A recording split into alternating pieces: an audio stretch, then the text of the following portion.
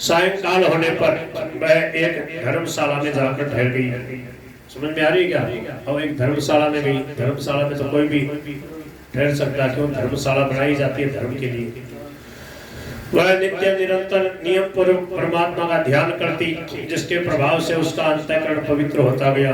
खूब समय मिला तो ध्यान करती खुद।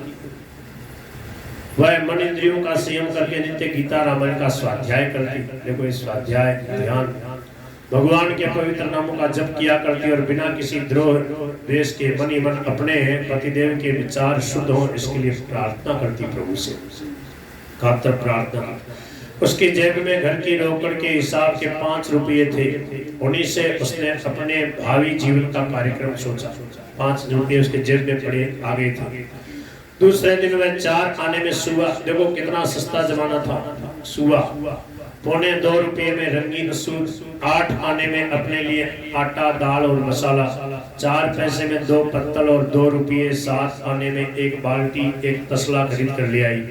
उसने तसले में आटा गोदा और उसे पत्तल पर रख दिया। देखो कैसी मतलब चमत्कार करती है, कितना एक अपना व्यापार खड़ा कर देगी, कितनी बुद्धिमान है।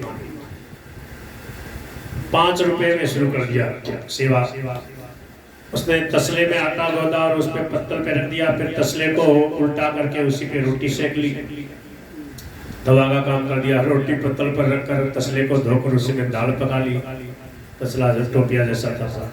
उसी प्रकार अपना भोजन तैयार कर लिया। भोजन करने के बाद दिन में उसने सूत की गंजी मोजे बना लिए, जिन्हें बाजार में बेचकर 3.5 रुपये कर लिए।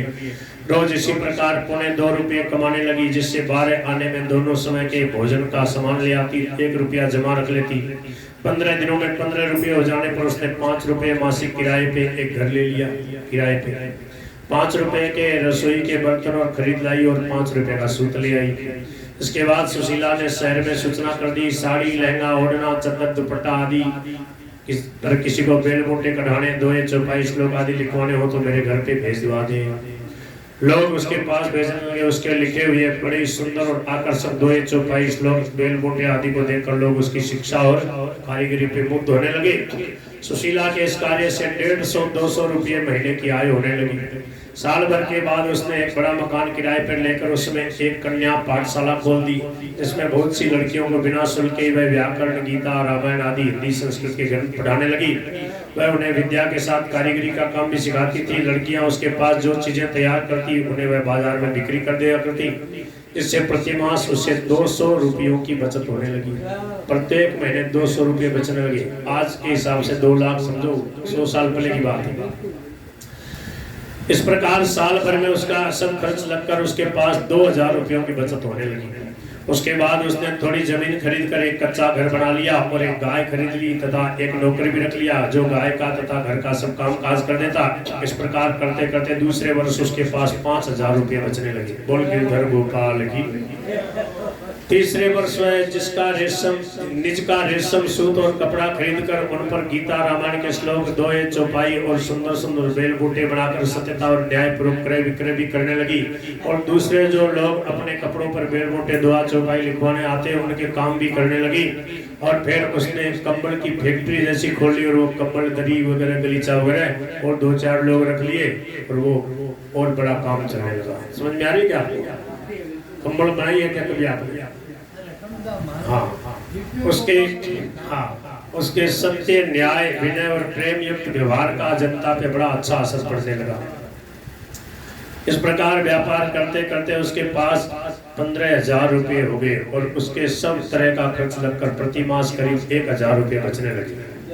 इस प्रकार रुपये बढ़ जाने से शहर में उसकी बड़ी ख्याति हो गई। फिर वह एक धनी व्यक्ति की तरह बहुत इज्जत के साथ रहने लगे। देखो प्रतिकूलता का कैसा सदुपयोग किया। उसने अपनी जमीन पर एक पक्का मकान बनवा लिया तथा कई आदमी रख लिए और उसका व्यापार खूब चलने लगा। उसके चरित्र और गुण तो सर्वथा शुद्ध, सात्विक और आदरणीय थे ही, उसके कार्य व्यवहार से भी ख्याति फैल गई। उसके हृदय में दीन, दुखी, अनाथ, गरीब, अपाहिज लोगों के प्रति बड़ी दया भरी थी। इस कारण वह उन्हें आवश्यकता अनुसार अन्न, वस्त्र आदि का निष्काम भाव से दान करने लगी। अन्न क्षेत्र खोल दिया है। वह नित्य रसोई बनाकर भगवान के भोग लगाने के बाद बिना मंत्रों के बलि वैष्णोदेव करती और फिर पहले अतिथियों को भोजन कराकर स्वयं भोजन करती। बोल गिरधर गोपाल की।